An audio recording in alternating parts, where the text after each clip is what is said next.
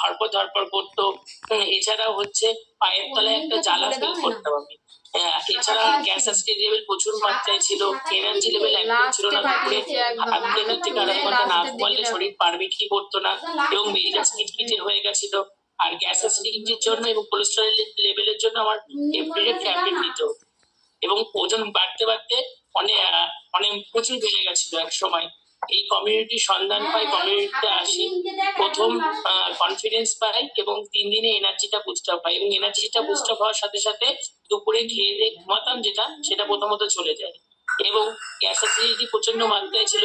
যে ট্যাবলেট খেতাম ওটা 1 মাস পর থেকে আমার গ্যাস অ্যাসিডিটি আর হতো না, সেটা বন্ধ হয়ে গেছে এবং কোলেস্ট্রল লেভেলে আমি ডাক্তারকে রিপোর্ট টেস্ট আবার করে কোলেস্ট্রল লেভেল এখন নর্মাল হয়ে গেছে। কোলেস্ট্রল লেভেলে যে ট্যাবলেটটা খেতাম সেটা খেতে হয় না, পা ফোলে না এখন।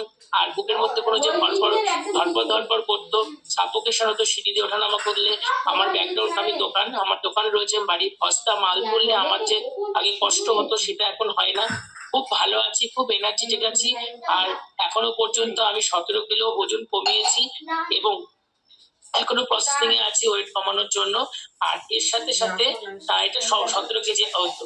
Thank you sir. অ্যাকচুয়ালি আমি একা নই, আমার ফ্যামিলিতে আমার মিসেস 8 কেজি 200 ওয়েট গেইন করেছে। আর আমার 1.5 বছরের বাচ্চা এই প্রোগ্রামের সঙ্গে যুক্ত রয়েছে। খুব ভালো আছি, healthy family. Thank you sir, thank you.